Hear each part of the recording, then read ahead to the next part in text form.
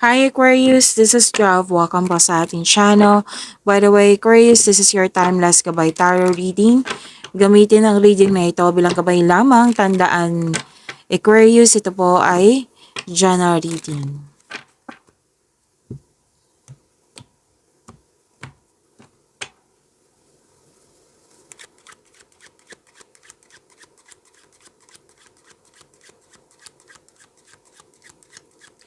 Mga parating pa para kay Aquarius.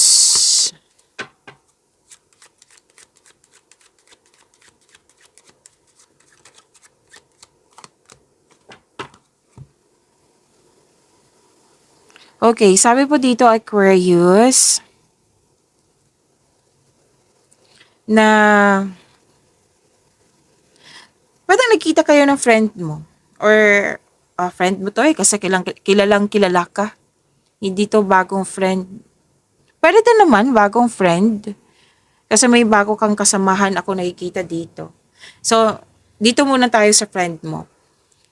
Pwedeng pumunta ka sa place niya or ikaw yung pinuntahan niya na nagkakamustahan kayo. Tapos kausap mo siya, you felt calm and relaxed. Like comfort talaga. Oo. Tapos nagkakamustahan kayo.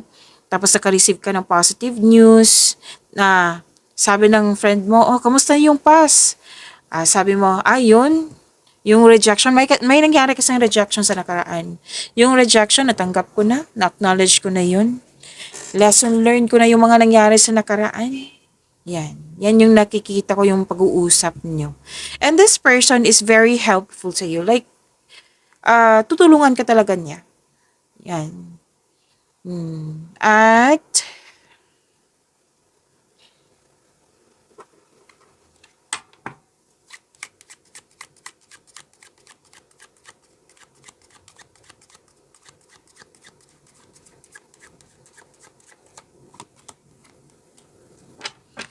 happiness, love is blooming, romance, attraction, affection. Dalawang card na mismo nagsabi dito more on positivity, maganda ang energy mo so far. Kasi hindi pa naman tayo claim niyo po itong positive energy. Hindi pa tayo tapos sa ating reading. So, this is good. I'm happy for you, Aquarius. This is emotional situation involving feelings. Like, gustong-gusto mo yung mga ginagawa mo, gusto-gusto mo yung tao, maganang loob mo sa kanya. Yan. Hindi lang to love is blooming eh. Pero din po na may bagong pasok sa bagong pag-ibig. Okay. So, hindi lang to sa love life, kundi sa career and money na gustong-gusto mo yung mga ginagawa mo. Nang dahil nito nagiging productive ka. Nang dahil sa nagiging productive ka, nagkaroon ng growth and expansion. At nagkaroon po ng promotion, pagtaas ng kita, sweldo, allowance, or ng iyong posisyon.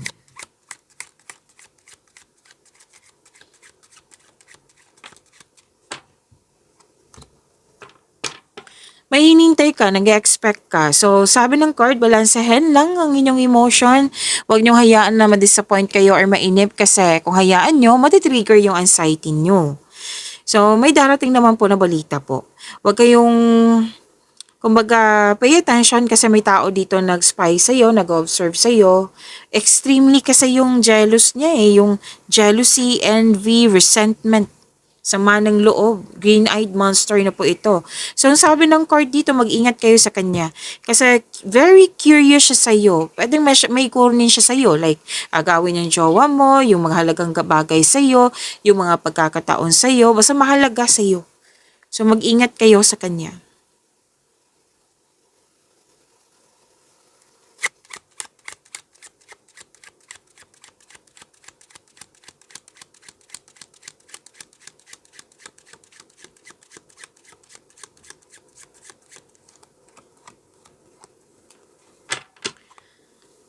Okay, more than 60 years old, babae, na nagbigay ito ng wisdom message sa iyo. Kasi gagawa ka ng wise decision. Nag-uusap po kayo regarding sa old situation, old things, something already known, something is in declined, old fashion, binigyan ka ng natural conclusion, yung magaan na conclusion na hindi siya hassle. Oo, nag-share ito ng experience sa'yo. And most likely, nagbigay ito ng wisdom message sa'yo. So, tutulungan ka ng taong ito.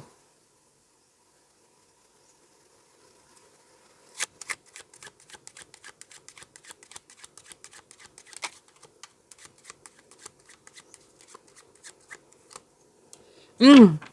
Ah, dalawang card na mismo nagsabi dito na makaka-receive ka ng good news. May announcement, may positive results, lalo na sa pag-take ng exam or test. Yes, makakapasa po. Good luck. Hindi siya good luck. Congratulations. Bakit good luck? Okay, passing the test or passing the exam, pwedeng hindi ikaw to, like, hindi naman ako kung kumukuha ng test or exam, Miss Jeff, eh. Pwede din taong malapit sa'yo na-achieve niya, like, nakapasa siya, tapos tuwang-tawa siya, mas natuwa ka para sa kanya. Yan. At loyalty, generosity, andito pa rin eh. Tatlong card na mismo nagsabi dito na may loyal sa'yo, may handa kang tulungan, or pwede din ikaw, naging generous ka sa kapwa mo. Yan. So, may nais ka po dito. May nakita kong nais mong maabot. Sabi ng yung card, magkaroon ng strong values and good intention para makuha mo tong success na nakikita ko dito. Success in love life, may naging faithful. Yan, ang ganda. Claim po.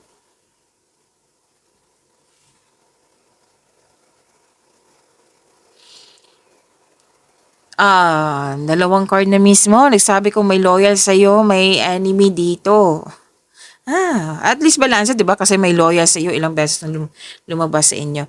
Pero may enemy dito eh. Dalawang card na mismo nagsabi po. Rivalry, competition, tuso, mandaraya, enemy. Malalaman mo to. Kasi sinabi dito, sikreto, mabubulkan. Kaya nalaman mo to kasi na-found out mo, sobrang abuso na, abusado. Na-realize mo, kontra talaga, ayaw niya sa desisyon ko, ayaw niya sa mga ideas ko. Like, hindi talaga kami magkakasundo. So, impostor po tong taong ito, mag-ingat kayo sa kanya, at huwag mong hayaan na maapektuhan ka. Kasi ilan dito naapektuhan nagkaroon ng self-doubt, na-trigger yung weakness. So, huwag mo niyong hayaan na maapektuhan ka.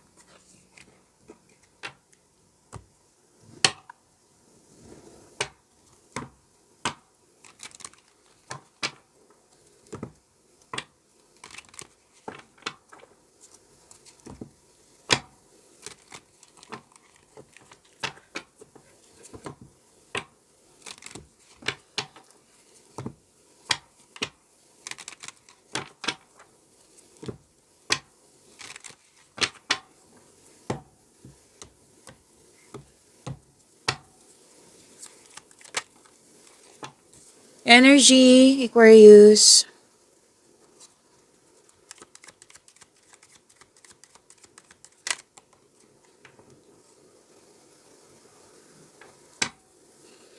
Aquarius, maraming salamat po sa mga hindi nag-skip ng ads. Subscribe na po kayo sa ating channel at click bell notification para updated po kayo sa reading natin. Para po sa mga gusto magpa-reading po, comment po kayo ng personal reading and check my reply sa comment section.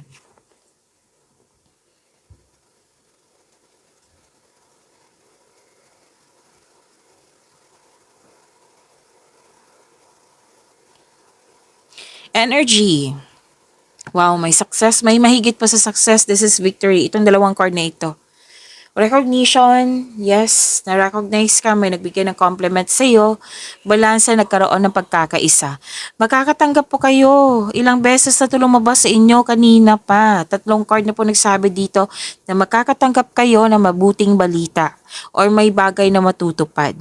So may parating na good news, especially after a period of struggle, na feeling proud ka sa accomplishment mo, may natapos ka, in-acknowledge mo yung success at may matatanggap kang papuri from other people. Nagsumikap ka, deserve mo itong tagumpay na ito. So sabi ng card, allow yourself to shine in this moment.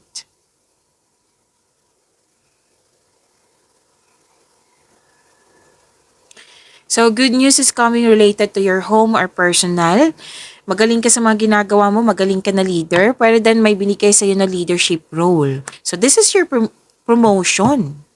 Eh, maaring may nag-date na after ng mas remote na di pagkakaunawan ng kahapon.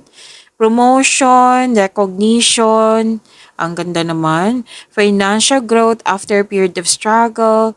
And ito yung resulta bunga ng yung pagiging productive sa araw-araw. Your discipline and hard work are paying off. So enjoy niyo po itong success na ito, Aquarius.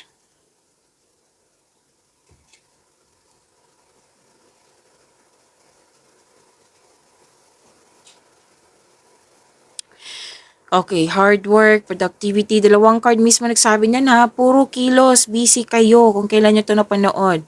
Bagong kasanayan, bagong kaalaman, ginagawa mo yung yung ginawa mo ang mga gusto mo ngayon. Tapos mahal mo yung mga ginagawa mo. Tapos tagumpay sa kaperahan, andito pa rin. Yes, nasa iyo na, hawak mo na, keep up the great work. So, kung sa buhay pag-ibig, naging hard worker kayo kasi gusto nyo ma-secure yung future nyo. Ay ilan nga dito, naging hard worker kasi gusto nang bumuo ng pamilya.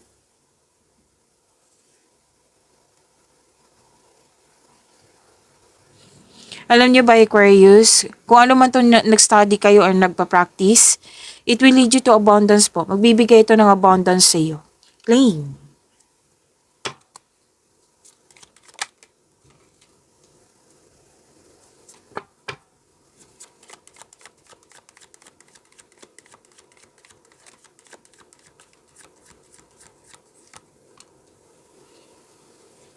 Ay, ang ganda ha, ng cards mo. Career and money po.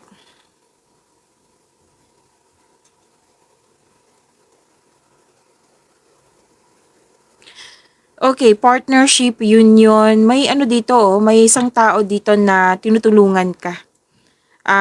May parating na job opportunity or business partnership po ito, kasosyo. Ang sabi ng card, grab mo na itong opportunity na ito kasi nakikita ko dito magkakaroon ng financial growth. Basta planuhin mo ng mabuti at sipagan sa araw-araw.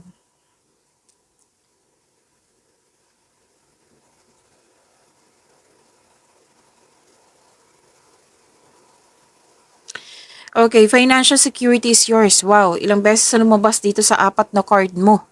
Financial security is yours, so deserve nyo mag-relax, magbakasyon. Oo, relax and enjoy mo yung achievement mo. Take a break. Para pagbalik mo, recharge ka na. Oh, recharge ng energy mo. Work can wait. You'll still be abundant after a well-deserved vacation. Yan. Harvest pa rin eh. Itong apat na card na ito, harvest po ito. Hmm. So, after nito, magbabakasyon ka. So, naging wise ka na sa pag-handle ng iyong finances. Success pa rin yung sinasabi dito. Apat na cards na po. Claim. Huwag niyo kalimutan i-claim. Ang ganda ng cards mo.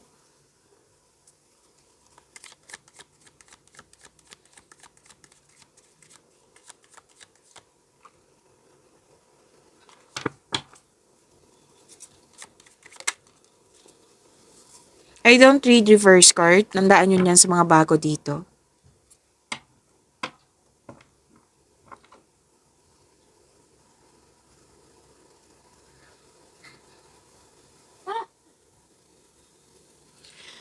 Aquarius, huwag niyo kalimutan na mag-subscribe sa channel natin at click yung bell notification para updated po kayo sa reading natin. At huwag niyo kalimutan na may apat na video reading kayo tungkol sa inyong April.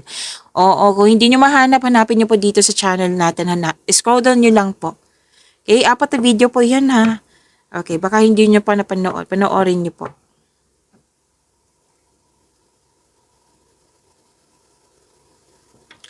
Okay, lahat kayo, single ka man, marelasyon sa buhay mag-asawa. By the way, this is love life, self-love, partnership, and romance. What I meant is, nag-manifest kayo ng wonderful relationship. Kayong lahat ha, kasali yung single. Your manifest will be granted soon. Basta pay attention lang kayo sa pagbalansa sa inyong emotion with your positive thoughts while remaining grounded and passionate po.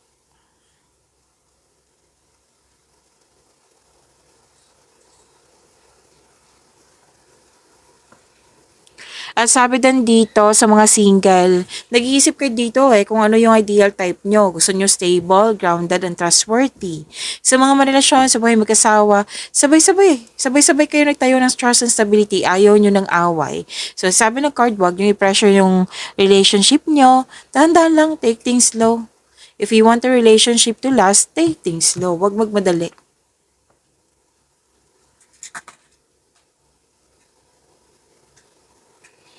Okay, may mahalagang desisyon at naging honest kayo sa inyong sarili. Success pa rin to sinabi dito na may malaking influence ang single parents sa iyo. Okay, pwede ikaw to na malaking influence pa sa kapwa mo or siya po ito na malaking ang influence niya sa iyo. Pag-imanin niyo po yung blessings sa binigay sa inyo. Aquarius, see you tomorrow. Maraming salamat po.